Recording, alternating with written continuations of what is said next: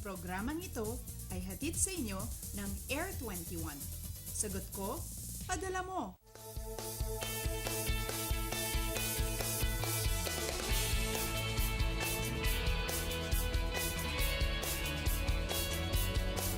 Good morning Luzon, Visayas at Mindanao. Kamusta po kayong lahat? Naku, kahapon marami po sa atin ang nakaranas ng matinding buhos ng ulan, pero hindi lamang po yun, meron pa payang kasamang pagkidlat at ganun din ang pagkulog. Pero dapat po kayo po ay umiinom lagi ng vitamins para po hindi po tayo magkasakit at syempre dapat tamang pagkain, magdala po kayo ng payong at syempre wag po nating kakalimutan ang araw-araw na pagmumonitor sa mga weather updates. And I hope kahapon po ay nakauwi po kayo ng safe at sana po hindi po kayo naulanan.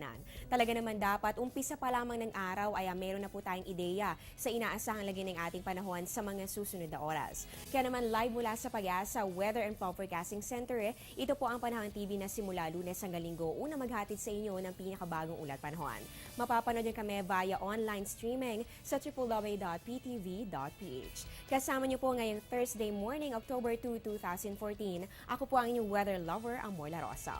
At mga kababayan, alam niyo po ba na ang buwan ng Oktubre ay tinalaga bilang Breast Cancer Awareness Month? Isa po itong taunang kampanya para mapalawak ang kamalayan ng lahat tungkol sa early detection ng breast cancer. Ang pagtatalaga sa buwan na ito bilang Breast Cancer Awareness Month ay isang paraan para maagapan ang paglalapan nito at mabigyan kaagad ng pansin kahit na sa early stages pa lamang. Kaya naman sa buwan na ito, suportahan po natin ang mga programa na isasagawa para po yan sa kamalayan ng bawat isa tungkol sa pangangalaga sa ating kalusugan.